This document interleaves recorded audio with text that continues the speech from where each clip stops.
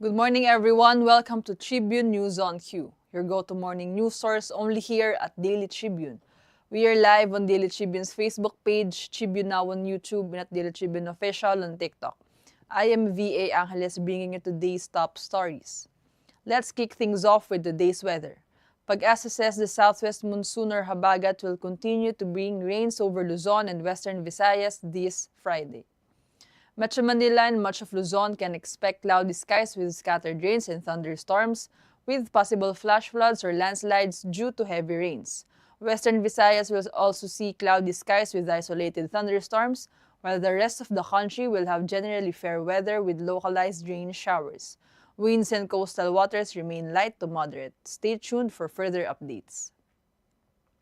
As of 7:39 this morning, a road crash involving a car and a pickup truck was reported along C5 Green Meadows southbound, occupying one lane.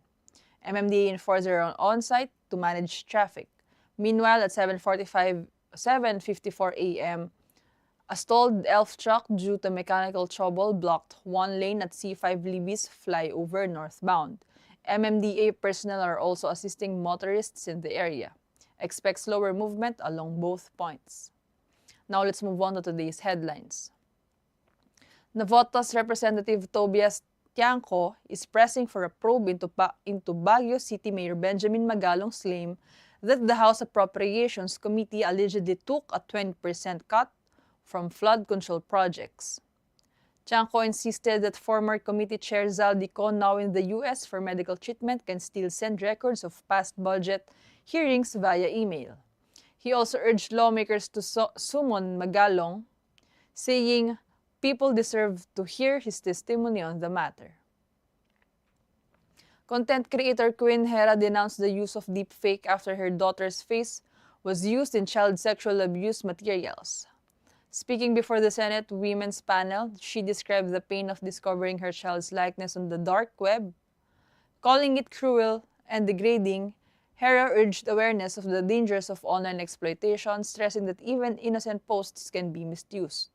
Senator Risa Hontiveros vowed the testimony will help push legislation to curb AI-enabled abuse. Bureau of Corrections Chief Gregorio Catapang Jr. is urging lawmakers to back reforms for a unified prison system, standardized mechanical parole, and better property management. He said these changes will help decongest jails and improve rehabilitation. From 2022 to 2025, Bucor released over 23,600 inmates and transferred others to regional facilities, reducing New Bilibid's congestion rate. Katapang also noted Bucor's budget has doubled to 10 billion pesos with modernization and income-generating projects underway. U.S. President Donald Trump is set to sign an executive order Friday to rename the Department of Defense the Department of War. The move would authorize officials to use the new titles in official communications and could pave the way for a permanent change pending congressional approval. Critics warn it will be costly and politically driven, while Defense Secretary Pete Hegseth insists it reflects the military's warrior ethos. The Pentagon was last renamed from the War Department in 1949. First Lady Melania Trump hosted top tech executives at the White House on Thursday, launching the Artificial Intelligence Education Task Force. It was her first public appearance since July 13, joined by Google's Sundar Pichai and IBM's Arvind Krishna, with OpenAI's Sam Altman in attendance. Trump highlighted AI's transformative potential, calling it the greatest engine of progress in U.S. history. She also stressed the need for responsible development as the event follows the rollout of the President's AI Challenge. The Department of Energy is mapping out rules to ensure the country's shift to nuclear power protects the environment. Through a technical workshop, the DOE-led interagency committee tackled environmental safeguards, licensing, and public participation for future nuclear plants and small modular reactors. Officials stressed the need for strict oversight by the DENR and the Philippine Nuclear Research Institute.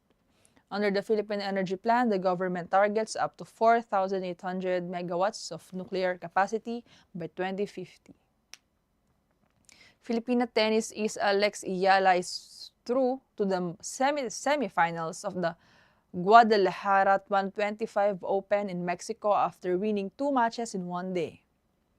Iyala outlasted American Varvara Lepchenko in a rain-delayed round of 16 clash, 6-7, 7-6, 6-2 before returning hours later to beat Italy's Nicole Fossa Huergo 7-6, 6-2 in the quarterfinals.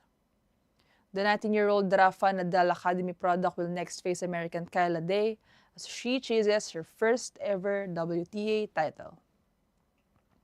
Margot Robin, Jacob Elordi ignite the screen in Emerald Fennell's bold adaptation of Emil Bronte's Wuthering Heights, as seen in the newly released teaser by Warner Bros. Philippines, Roby placed Catherine Earnshaw opposite Elordi's Heathcliff with the teaser showcasing their fiery, sensual chemistry. Set to Charlie XCX Everything is Romantic, the clip blends erotic imagery with gothic passion. The film featuring Wong Chow, Shazad Latif, Alison Oliver, Martin Clunes, and Ewan Mitchell premieres on February 13, 2026. Now a quick look to today's horoscope. Leos today highlights your natural charisma and leadership. Opportunities to shine will come, but remember to balance confidence with humility. Trust builds stronger connections now, whether in work or love. Share the spotlight and you'll attract lasting support. Check your luck, the universe might have a surprise in store. Katribo, did you know on this day in 1976, the Philippine International Convention Center was inaugurated? Designed by national artist Leandro V. Locsin, the PICC became the country's premier venue for global summits and cultural gatherings, standing as an enduring landmark of modern Filipino architecture and pride on the world stage. Going viral on social media is a video compilation showing what it's like to have a golden retriever. Garnering over 12 million views and over 1 million likes, netizens can get enough of the dog's cuteness and charm. That's all for now. Join us again at noon for more updates. Once again, I am V.A. Angeles and this has been Tribune News on Q.